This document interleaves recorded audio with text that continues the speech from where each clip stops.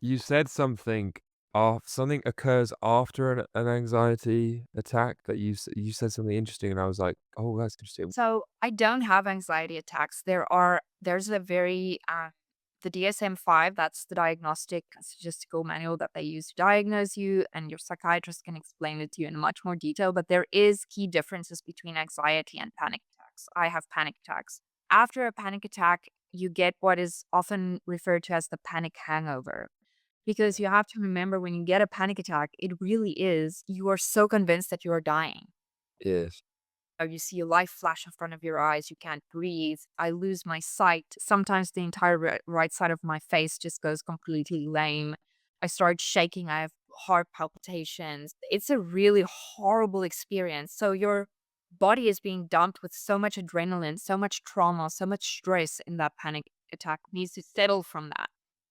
Yeah. So you're super fatigued. You sleep a lot. You get really depressed because you're all of a sudden you went from this super high to this really low. And then you're dealing with all of these fears, which is very significant of a panic disorder, where you're starting to change your behaviors because you're so afraid you're going to have that panic attack again. Yeah. And that can last anywhere between, for me, 48 hours and 2 weeks, depending on how bad the panic attack was. Yeah, and also, if you're if you have a temperament of someone who is inclined to experiencing panic attacks, then the likelihood is that you're going to reflectively look back through a negative lens in the sense of obviously it was a negative experience, but you're going to look back and judge what happened and judge you. Did you used to do that? Did you, because you bring up the depression, you said that you feel depressed, and obviously there's the hormonal sudden imbalance and period of equilibrium that needs to take place, but there's also the retrospective thinking, "Oh god, that was so horrible. I'm such a what's wrong with me? Why is this happening? Da da da da da." And then that leads into the agoraphobic that not but just when you said someone then goes, "Oh, I can't go there because this might happen," or "I can't do this because that might happen." Those are symptoms of agoraphobia. And then the world just closes in on you, doesn't it? Which is just accepted that. Did you experience that happening? Did you experience the world Yeah. shrinking? For me, the worst feeling afterwards was the guilt and the shame.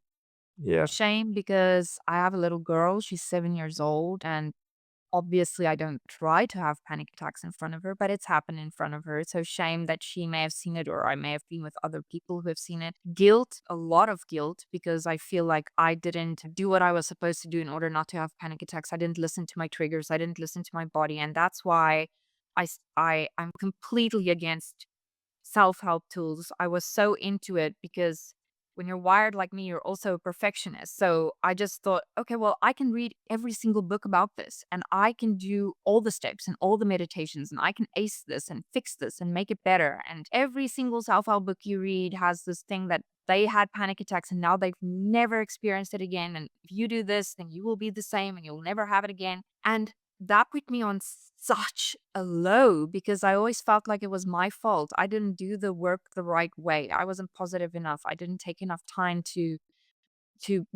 meditate, to listen to my body. And then I had a really big panic attack about 3 years ago. And my husband came to me and he said to me, "Well, we're going to do this differently now. This is how you're wired. This is always how you're going to be wired. You're probably going to have a panic attack again. Um, so when this happens, we're just gonna write it up to a bad day." You went from having a bad day every single day to 2 bad days a week to 1 bad day a month to 1 bad day every 4 months. So if this happens, we're just gonna say, "It was a really bad day. Tomorrow we can try again." And that has helped me immensely. Yeah. What I would say, I think that that's very wise, but you could even say it was a hard day. I think a hard day would be better than a bad day because the bad day has the connotation of positivity and negativity, good and bad. And I think trying to take that away, the stigma away, the self-placed stigma that you put on, and obviously it is a negative experience. I'm not denying that. But if you said it was I don't know, actually, it's a good question. What would be, what's Divide your, and a bad day. And the reason for that is because I feel in my recovery journey, it's been very helpful for me to understand that it's okay to have positive and negative experiences and emotions. It's part of Mhm. life. It's normal. Life happens. And that doesn't define who you are in that moment. It's just life. And some of us are just wired differently than others. So, Absolutely. sometimes we may be happy, sometimes we may be angry, sometimes we have reason to celebrate, sometimes we're really broken and sad. But that doesn't make everything bad or everything good. It just makes it the balance of what it is. Yeah. No, that's important that you not important, I'm not being that's a wise thing to recognize because there's that weird sort of thing that used to go around social media. There's like a little poem. It's like, if you had 24, this is a really bad example recount of what it was, but the point it was making was we take the small negative aspects of a day and we carry them with us for the rest of the day and maybe Mhm. even the rest of the week.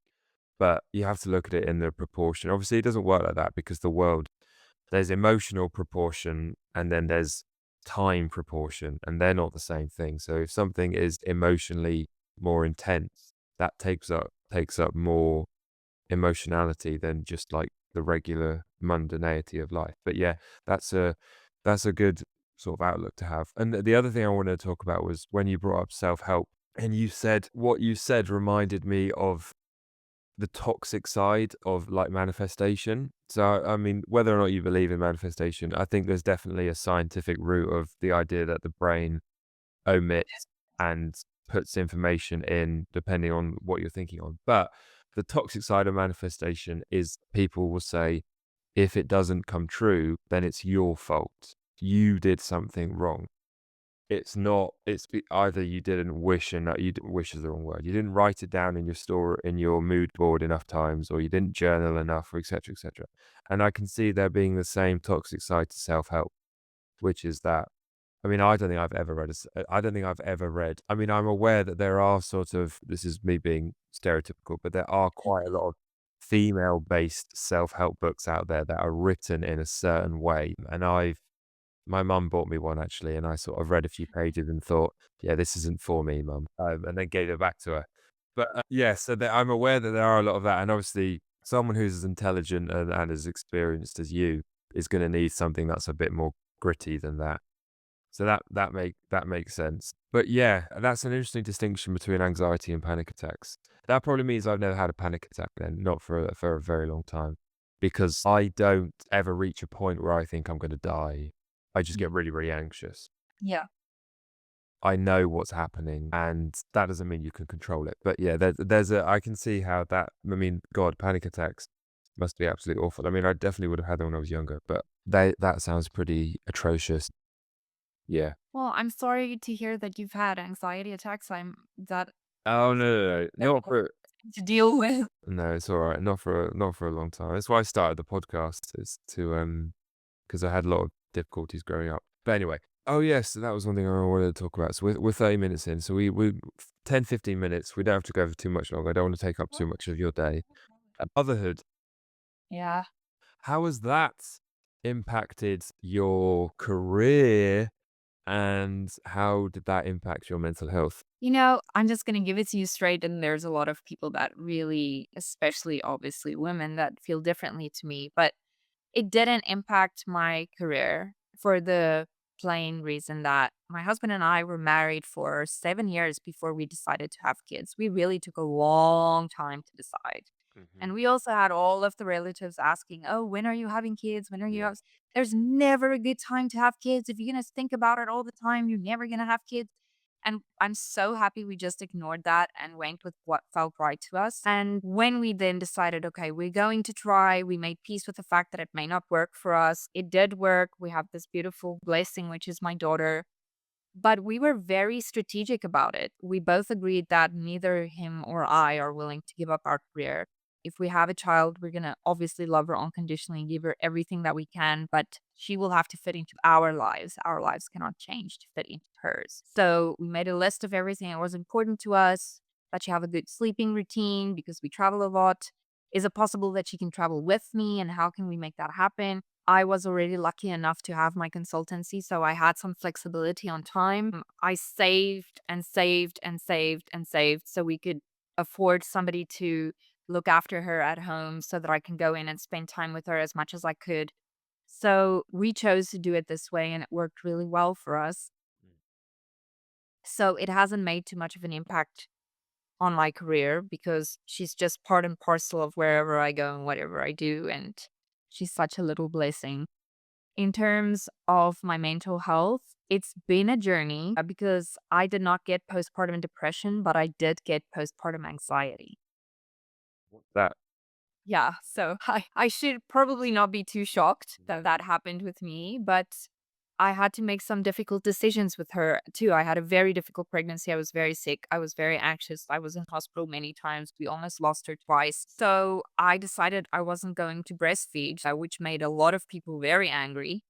But I just felt that it wouldn't be good for my or my baby's emotional health to be up all times of the night worrying if I'm doing it right or not, not sleeping, being worse off emotionally. I needed my rest. I wanted to be the best possible mother I could be. And for me, that was the right decision. With my diagnosis, as she got older, my first instinct was to hide it from her. I'm not going to share this ugly part of life with her. And I noticed that it was making her really anxious. She was getting super nervous around me. She was asking questions like, "Is mommy feeling okay today?" Like almost like she was walking on eggshells and trying to suss out the environment. And I didn't like that at all. I didn't want her to grow up like that. So I was just honest with her. I sat down with her one day. I explained to her, like, you see the monster in the closet or under your bed when you're sleeping. Mommy's head thinks there's a monster. And I know it's not real, but that's what happens to me. And that helped her a lot because now she understands what's happening. It's not perfect. I do everything I can not to have a panic attack in front of her, but it's life, it's reality. And I'm just trying my best to help her understand what that looks like. how old is she? 7. 7. Okay, cool, yeah.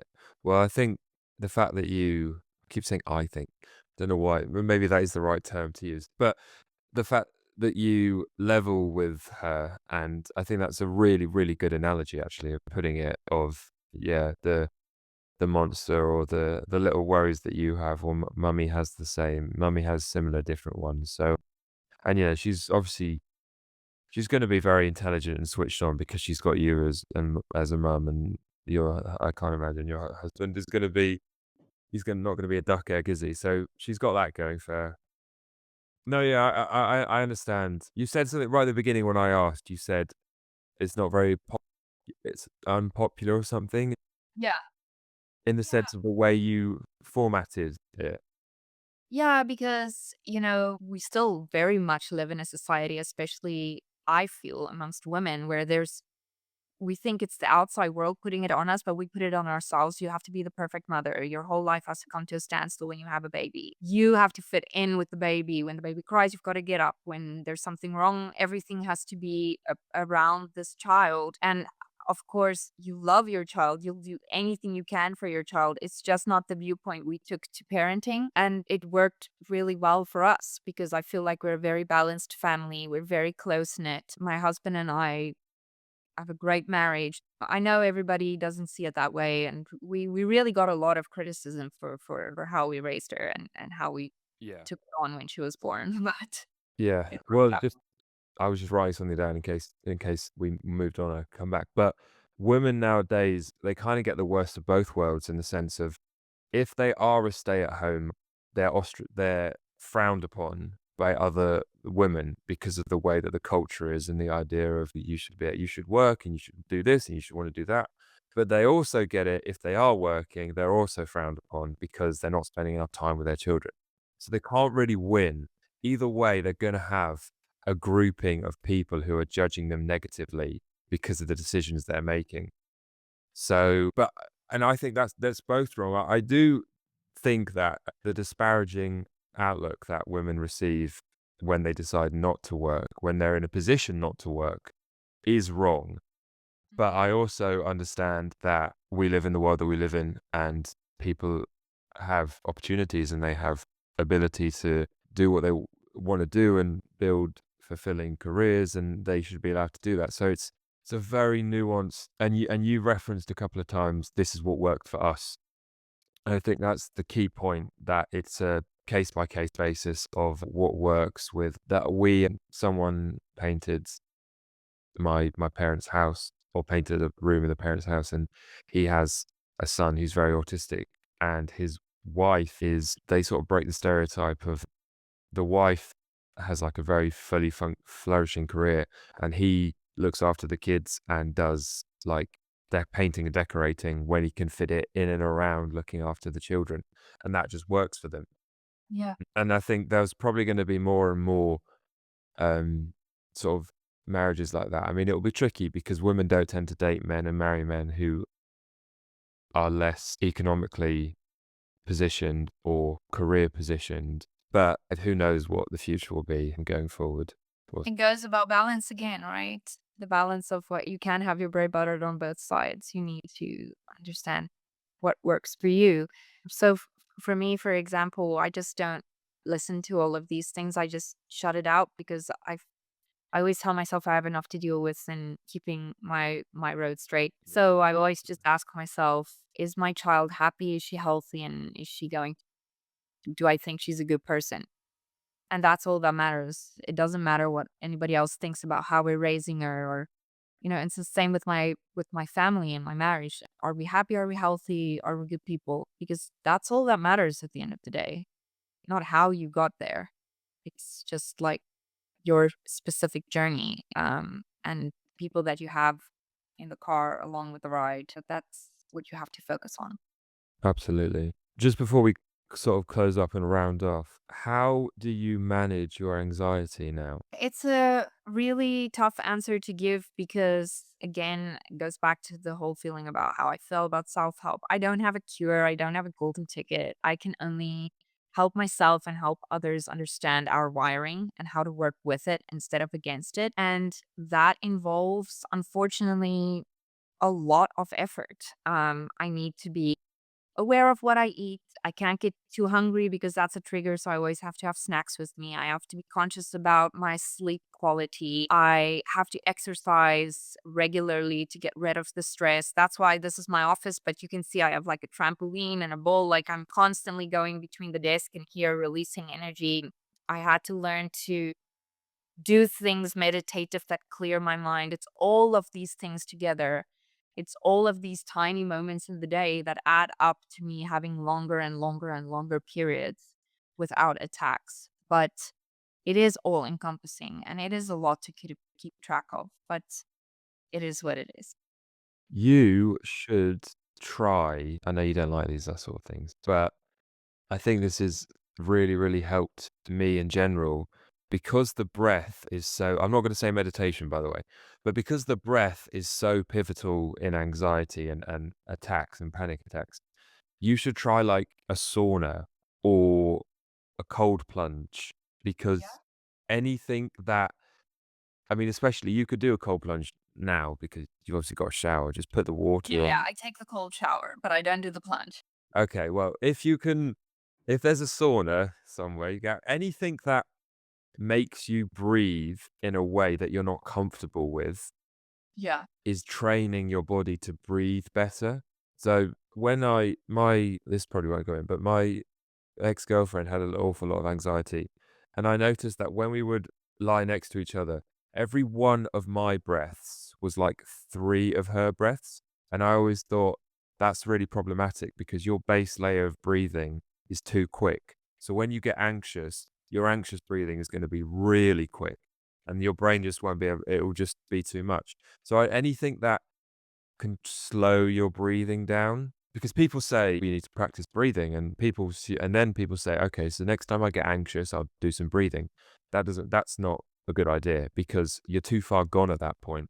You have to practice when you're in a peaceful state, so that the work that you put in then will manifest itself when you are anxious. So that's like, if I'm just going to give one little, I get what you mean, self-help, it's all, Yeah, yeah, yeah. but I do think that's a practical thing that is really good. Anything that, because the breath is attached to everything. Every emotional state we get into, our breathing changes.